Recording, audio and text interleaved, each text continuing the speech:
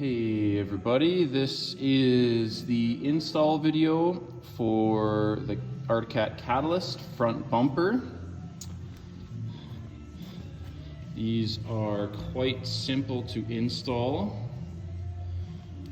We've basically got this one all finished up. Just gonna add on a couple more things here just so you guys understand what's going on. You are going to have to do a couple things here, but very simple. You're gonna need a couple basic tools. Number 4, Allen.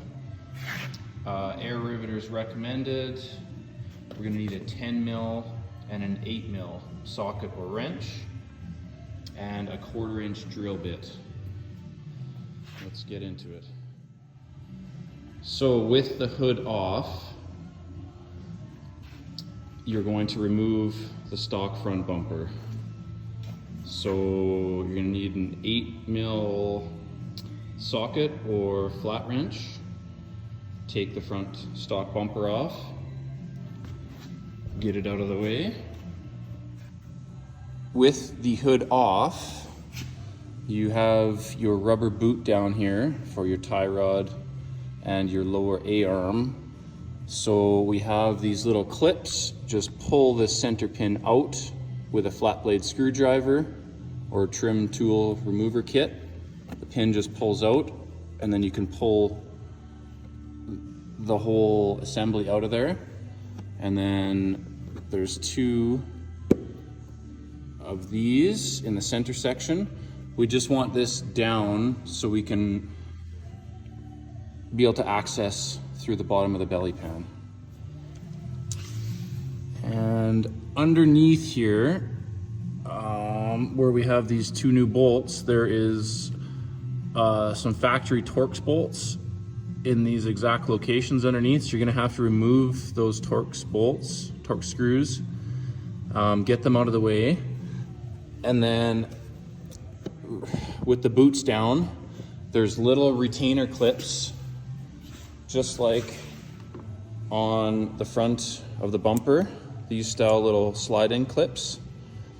So they're a little bit fun. You need to get those out of the way from underneath there, and then run a 1/4 inch drill bit up and in and through the frame, so we can run these new bolts all the way through and bolt in from the backside. So once you have the holes drilled underneath, we can slide the new front bumper in place. And with the supplied hardware, we have 4 of the shorter bolts in the package. They're M6 by 40 mil. We can slide the front 2 in place. These are a little snug. You're gonna kind of have to push it in there and hold it in place. And sometimes it's easier with an impact, cordless impact, and you can kind of zip these into place. And you can loosely put on your washers and nuts on the inside.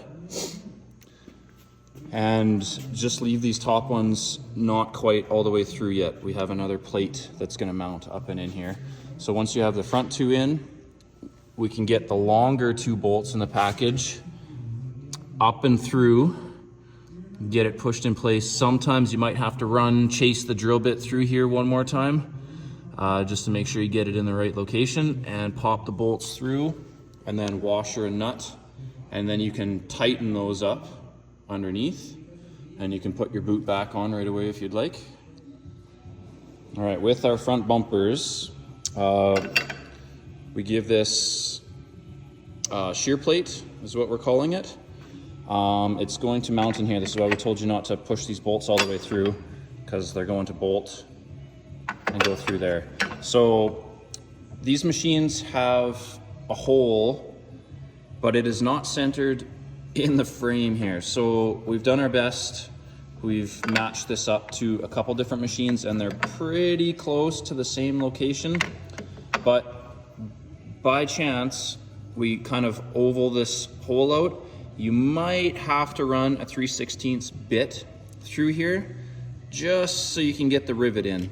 It should drop in, but in case it doesn't, that is something you might have to do. So you're gonna drop this in here, get your bolts through, and then you can pop that stainless supplied rivet in there. They are stainless rivets, so an air riveter is recommended. They're quite hard to crush by hand unless you have a pretty good hand riveter. So we'll pop that in there and bolt that in location. And there it is. We've got the rivet crushed in there, we're bolted. These bolts are just long enough. Don't go crazy and keep tightening these up. The nylock basically just comes through. So just get those snug so you don't end up crushing this tube too much. And this is designed just as a shear plate. We didn't want to tie it in too strong to the main frame or super hard impact. This will make it a lot stronger, but at least won't push all that shock from these short little arms back into the frame and chassis and prevent any frame damage. So this is just a little additional support, and will keep these arms from flexing out under harder impact. And that is a stainless rivet as well too, which is very strong. So there we have it. Nice easy install.